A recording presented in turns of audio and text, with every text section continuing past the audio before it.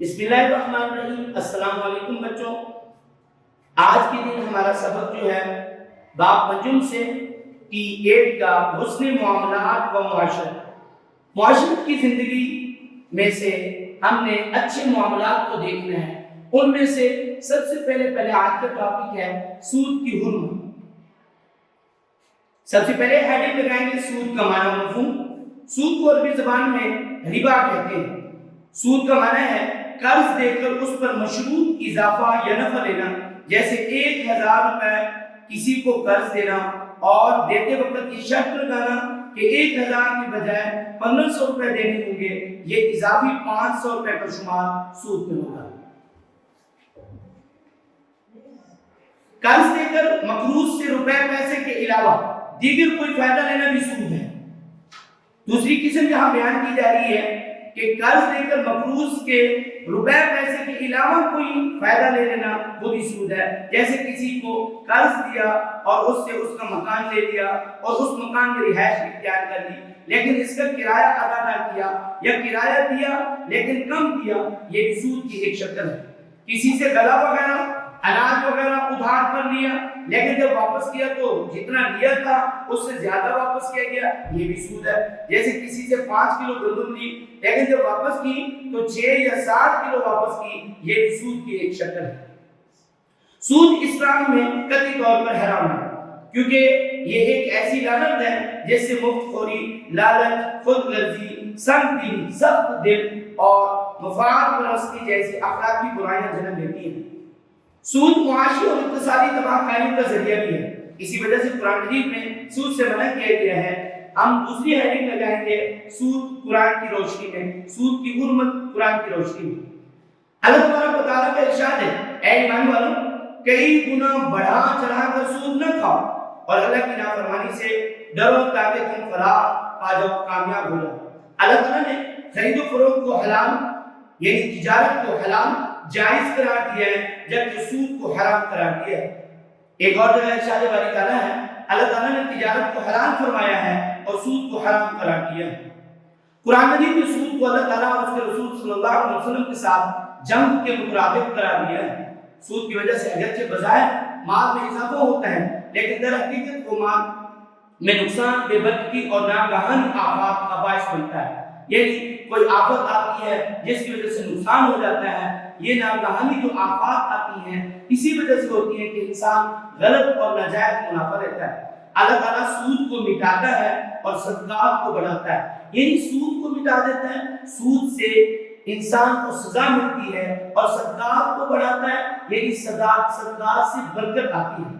سود کا نہ صرف دنیا میں نقصان ہے بلکہ آخرت میں بھی سود کھانے والا ذلیل و رسوا ہوگا۔ دیگر مذاہب میں بھی سود کی حرمت، ہیڈنگ لگائیں گے یہودیت و مسیحیت سمیت ہر مذہب میں سود ہمیشہ سے ناجائز رہا ہے، حتی کہ مشرکین مکہ بھی اس کو حرام سمجھتے تھے۔ سودی معیشت کبھی ترقی نہیں کر سکتی۔ نبی اکرم صلی اللہ علیہ وسلم نے سود کے کم ترین گناہ کو محارم سے بدکاری کے مترادف قرار دیا ہے۔ محرم کو کہتے ہیں یعنی ماں وغیرہ، ان کے ساتھ بدکاری کے ساتھ مشابہ اور مثال دی ہے۔ آپ صلی اللہ علیہ وسلم نے سود کھانے کھلانے، اس پر گواہ بننے اور اس کو لکھنے والے پر لعنت فرمائی ہے۔ روزمرہ استعمال کی اشیاء میں آسان دین کو فروغ دینے کے لیے نبی اکرم صلی اللہ علیہ وسلم نے 6 چیزوں سونا، چاندی، گندم، جو، کھجور اور نمک وغیرہ کے سودے میں ادھار اور اضافے کو ممنوع قرار دیا ہے۔ اس کو ربا الفضل کہتے ہیں۔ حدیث کی روشنی میں سود کی حرمت، نبی اکرم صلی اللہ علیہ وسلم نے فرمایا، جس شخص مجھے معراج میں سیر کرائی گئی اس میں ایک جماعت کے پاس سے میں گزرا جس کے پیٹ مکانوں کی طرح بڑے تھے، ان میں بہت سے سانپ، بچھو پیٹوں کے باہر سے دکھائی دے رہے۔ میں نے کہا جبرائیل علیہ السلام یہ کون لوگ ہیں؟ کہنے لگے یہ سود کھانے والے ہیں۔ سود کی حرمت اور سود کے معاشرتی نقصانات۔ سود کی حرمت کی وجہ یہ ہے کہ اس سے پورا معاشرہ ترقی نہیں کرتا، بلکہ دولت چند ہاتھوں میں سمٹنے لگتی ہے۔ مالدار کے مال میں تو اضافہ ہوتا ہے لیکن غریب کی غربت اور پسماندگی بڑھتی چلی جاتی ہے۔ سود کا رواج عام ہونے سے لوگ محنت کرنا چھوڑ دیتے ہیں وہ اپنا روپیہ پیسہ سود لین دین میں لگا دیتے ہیں، جس کی وجہ سے صنعتوں اور کارخانوں میں سرمایہ کاری کم ہو جاتی ہے۔ اس طرح نہ صرف بے روزگاری بڑھتی ہے بلکہ ملک کی ترقی کا پہیہ بھی جام ہو جاتا ہے۔ جب مقروض شخص پر سود کی وجہ سے قرض کا بوجھ بڑھتا چلا جاتا ہے تو وہ سود اتارنے کے لیے یا تو جرائم شروع کر دیتا ہے، ارتکاب کر دیتا ہے، شروع کر دیتا ہے، یا خودکشی کر دیتا ہے۔ سودی معاملات کی وجہ سے آئے روز لڑائی جھگڑے اور قتل و غارت کا بازار بھی گرم ہو رہتا ہے۔ اللہ تعالیٰ نے سود کو حرام کرا دیا، لیکن ہمیں تجارت، ملازمت، زراعت، صنعت اور دوسرے حلال ذرائع سے نفع کمانے کی اجازت بھی دی ہے۔ اگر کوئی شخص اپنا مال کسی حلال کاروبار میں لگا کر نفع کمانا چاہے تو اس سے بھی منع نہیں کیا گیا۔ حلال چیزوں کی خرید و فروخت کی اجازت ہے اور ان میں قانون کے مطابق نفع و نقصان کی بنیاد پر کاروبار کی اجازت ہے۔ تجارت کی بہت سی فضیلت بیان کی ہے۔ سچے اور امانت دار تاجر کو قیامت کے دن اعلیٰ درجات کی بشارت سنائی گئی ہے۔ قرض حسنہ اور صدقہ ہے، اس میں فرق بتایا گیا ہے۔ کسی انسان کو اس کی ضرورت مجبوری کی حالت میں قرض دینا بہت فضیلت کی بات ہے۔ اللہ تعالیٰ کی رضا کے لیے کسی انسان کو ضرورت پوری کرنے کے لیے بغیر نفع کو جو قرض دیا جاتا ہے اسے قرض حسنہ کہتے ہیں۔ صدقے کی طرح قرض حسنہ بھی ایک نیکی ہے۔ صدقے میں دیے ہوئے پیسے واپس نہیں لیے جاتے، جبکہ قرض حسنہ میں وہ پیسے واپس لیے جاتے ہیں۔ نبی اکرم صلی اللہ علیہ وسلم نے فرمایا، معراج کی رات میں نے جنت کے دروازے پر لکھا ہوا دیکھا، صدقہ دینے والے کو 10 گنا اور قرض دینے والے کو قرض کا 18 گنا اجر ملتا ہے۔ اس لیے ہمیں سود سے بچنا چاہیے، قرض حسنہ اور صدقہ لینا چاہیے۔ حضرت عمر فاروق رضی اللہ تعالیٰ عنہ کا معمول، حضرت عمر فاروق رضی اللہ عنہ کا معمول تھا کہ وہ کسی کو قرض دیتے، جب وہ واپس کرنے آتا تو اسے قرض معاف فرماتے۔ کسی نے اس کی وجہ پوچھی تو فرمایا کہ پہلے میں قرض کا ثواب حاصل کرتا ہوں، پھر صدقے کا ثواب بھی پا لیتا ہوں۔ ہمارے لیے سود کی حرمت میں کیا سبق ہے؟ ہمیں چاہیے کہ اپنی زندگی میں ہمیشہ حلال مال کمائیں، ہمارے پیٹ میں اترنے والا لقمہ بھی حلال کا ہونا چاہیے، اور ہمارے جسم پر لباس بھی صرف اور صرف حلال مال کا ہونا چاہیے۔ مال حلال میں اللہ تعالیٰ نے برکت بھی رکھی ہے اور سکون بھی۔ حرام طریقے سے کمایا گیا مال نہ صرف دنیا میں بے سکونی، پریشانی اور بے برکتی کا ذریعہ بنتا ہے بلکہ آخرت میں بھی اس کا سخت حساب ہوگا۔ ایکسرسائز بچوں، پہلا انسٹیٹیوٹ ہے، سود کو عربی میں کہتے ہیں ربا۔ آپشن نمبر 3 جیم جو ٹھیک ہے۔ اللہ تعالیٰ صدقات کو بڑھاتا ہے اور مٹاتا ہے سود کو، پہلی آپشن الف جو ٹھیک ہے۔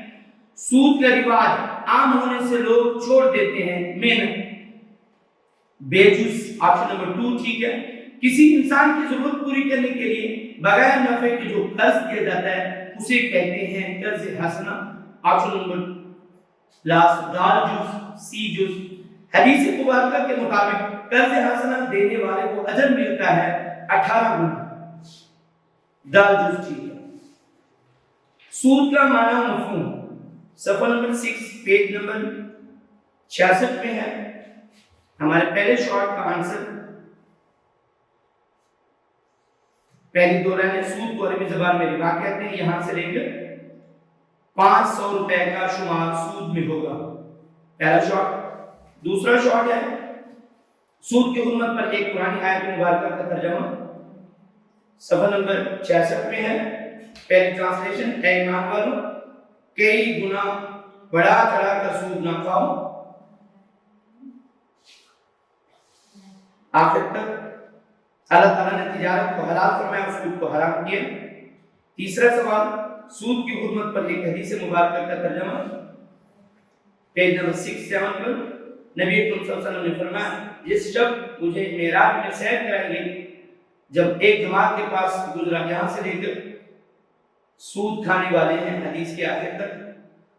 شارٹ نمبر 4 ہے قرض حسنہ کی ایک فضیلت تعریف ہے، پیج نمبر 67۔ قرض حسنہ بھی ایک نیکی ہے، صدقے میں دیے ہوئے پیسے واپس نہیں لیے جاتے، جبکہ قرض حسنہ میں وہ پیسے واپس لیے جاتے ہیں۔ شارٹ نمبر 5، سود کے معاشرے پر 2 نقصانات تعریف کریں۔ کہ شارٹ نمبر 4 کے اندر حدیث کا ترجمہ بھی صاف لکھنا ہے. شارٹ نمبر 4 کا قرض کا 18 گنا اجر ملتا ہے یہاں تک. شارٹ نمبر 5 پیج نمبر 6-7 میں سود کی حرمت کی وجہ یہ ہے کہ اس سے پورا معاشرہ ترقی نہیں کرتا، یہاں سے لے کر بڑھتی چلی جاتی ہے. یہ تھا ہمارا سبق سود کی حرمت اور اس کے نقصانات بھی بتائے، احادیث کی روح سے اس کے فوائد بھی بتائے. ہمیں چاہیے ہم حلال روزی کو کمانے کے لیے تجارت اور ملازمت اور اس طرح کے پیشے کو اختیار کریں تاکہ ہمارا کھانا پینا بھی لباس بھی حلال کا ہو اور ہم حرمت سے بچ سکیں.